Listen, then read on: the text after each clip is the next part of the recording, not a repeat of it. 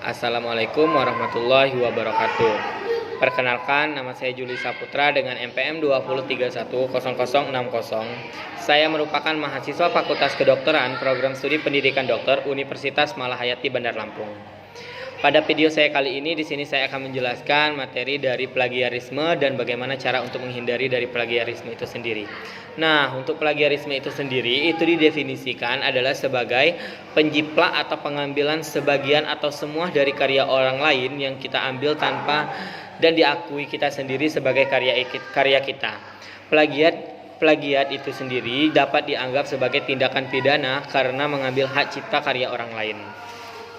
Nah, selanjutnya ada tipe-tipe dari plagiat sendiri. Plagiat terlihat berdasarkan motivasi dari melakukannya itu ada 3. Yang pertama, internasional plagiarisme, yaitu plagiarisme yang terberat yang terjadi karena plagiarisme pada internasional plagiarisme ini itu seorang plagiator itu menjiplak suatu karya orang lain dengan secara sengaja atau secara sadar, bahkan merencanakan untuk menipu orang lain. Ada kemungkinan jenis ini sama menyatu dengan plagiarisme lain, yaitu misalnya ada penulisan yang sengaja melakukan plagiarisme dan berusaha mempublikasikan karya ilmiah yang sama di 2 penerbit yang berbeda, yaitu self plagiarisme. Yang selanjutnya ada unintentional plagiarisme, itu ada bentuk perlawanan yang dari jenis pertama, yang dimana pada yang kedua ini ditandai dengan ketidaksengajaan, yang dimana memaparkan bahwa penulis atau membaca kata fase ide orang lain itu kita melupakan sumbernya. Jadi kita ambil semua karya orang lain dari yang kedua ini dan kita melupakan untuk menulis sumber yang orang lain tadi tulis. Nah, untuk tipe yang ketiga itu ada independent plagiarisme, itu bentuk dari motivasi plagiarisme ini itu mirip dengan unintentional plagiarisme. Perbedaannya itu adalah pelaku lalai atau langkah mengabaikan sumber pemikiran yang tidak mencatat kutipan. Nah, salah satu jalan untuk memastikan bahwa pelaku melakukan jenis internasionalisme, unintentionalisme, dan inadvertent dengan menyatakan atau menginvestigasi langsung. Selain itu, analisis tingkat plagiarisme menggunakan alat software yang tetap dibutuhkan untuk menambah bukti mengenai kasus plagiarisme. Yang selanjutnya ada plagiarisme berdasarkan tipe yang ditinjau dari cara melakukannya. Yang pertama itu ada fact-writing, adalah menyalin teks yang pernah ada sebelumnya tanpa menyebutkan sumber orisinal. Tindakan ini menurut Roig termasuk menggunakan sinonim dan memperpendek atau memperpanjang frasa. Yang selanjutnya ada inappropriate preparing. Yang selanjutnya ada inappropriate preparing atau mirip dengan fact-writing, tetapi sumber orisinal tetap disebutkan. Hanya saja sedikit dilakukan perubahan tanpa diberi tanda petik yang mengidentifikasikan bahwa kutipan tersebut langsung. Kutipan sendiri sederhananya diartikan sebagai bentuk tulisan, kalimat atau paragraf yang bukan hasil buah pikiran kita sendiri tetapi berasal dari orang lain.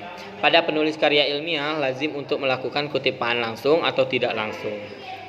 Nah, untuk yang selanjutnya ada summarize, atau adalah meningkatkan tulisan orang lain tanpa menyebutkan sumber atau tidak menggunakan pengutip secara baik. Penulis harus dibekali kemampuan untuk dapat menyampaikan pemikiran penulis orisinal dengan kata-kata yang berbeda tanpa menghilangkan maknanya.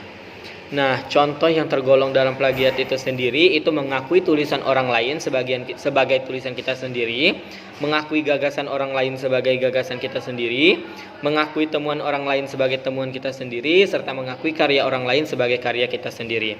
Nah, untuk mengatasi dari plagiarisme itu sendiri, itu yang pertama kita bisakan sertakan sitasi. Yang dimana sitasi ini adalah yang bertujuan sebagai kita seorang penulis memberitahu pembaca bahwa itu berdasarkan sumber yang terpercaya. Nah, yang dimana ketika seseorang menggunakan gagasan informasi pun opini yang bukanlah buah pikir sendiri, sitasi adalah sebuah keharusan. Nah, yang dimana hal tersebut juga berlaku meskipun penulis tidak menggunakan kata-kata yang sama persis. Pernyataan sitasi di sini artinya penulis harus memberikan keterangan di mana informasi yang dituliskan didapat. Sumber tersebut tidak hanya untuk buku, jurnal, skripsi, atau rekaman audio atau visual. Namun juga sitasi untuk gagasan dari internet juga harus dicantumkan. Penulis sitasi juga penting untuk dilakukan ketika penulis merasa ragu dengan keakuratan informasi yang disajikan. Sitasi dapat berupa body note maupun footnote. Yang kedua, kita bisa catat berbagai sumber daftar pustaka sejak awal penulisan. Yang dimana daftar pustaka adalah salah satu kewajiban yang tidak boleh dilupakan ketika menulis karya ilmiah. Sayangnya masih ada yang baru mendata ulang daftar pustaka setelah tulisan selesai. Hal ini tidak salah, namun sangat berpotensi untuk melewatkan 1, 2, atau beberapa sumber sekaligus. Dalam artian sitasi telah dicantumkan lebih baik di akhir kalimat suatu kata.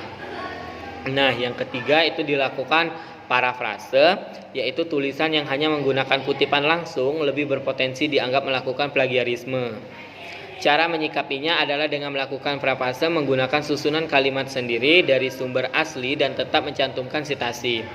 Parafrase juga lebih mudah untuk dilakukan sebab formatnya tidak serumit jika menggunakan cara pengutipan langsung.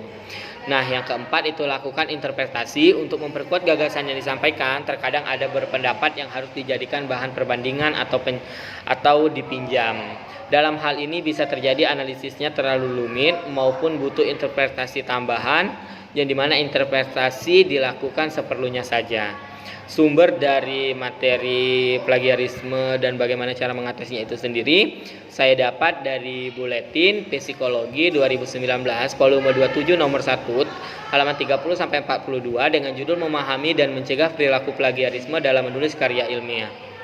Nah, selanjutnya saya akan menjelaskan materi dari adult learning dan cara penerapan di dunia pendidikan kedokteran.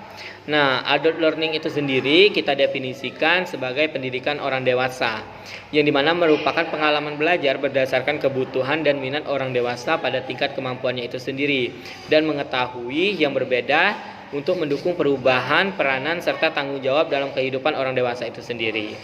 Untuk langkah-langkah dalam kita menerapkan adult learning sendiri, itu kita yang pertama menciptakan iklim dalam belajar, menyusun serta merancang suatu kegiatan, serta merumuskan tujuan belajar, merancang kegiatan belajar, melaksanakan kegiatan belajar, berpartisipasi aktif dalam proses pembelajaran yang bukan pasif, selain berbagai pengalaman, mengevaluasi hasil belajar.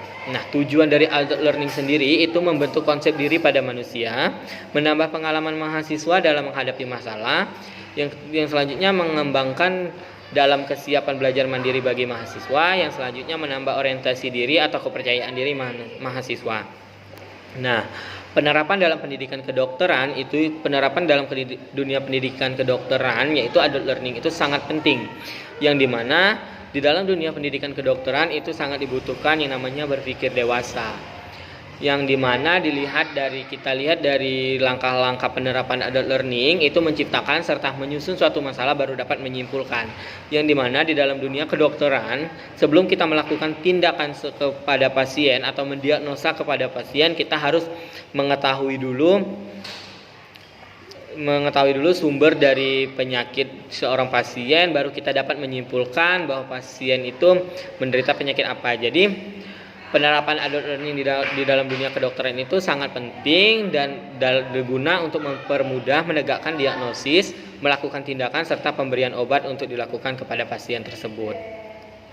Sumber dari materi adult learning dalam penerapan dunia kedokteran itu saya dapat dari Bertin T 2018 dengan judul Pendidikan Orang Dewasa sebagai Basis Pendidikan Non-Formal, yaitu Jurnal Teknodik halaman 156 sampai 173. Wassalamualaikum warahmatullahi wabarakatuh.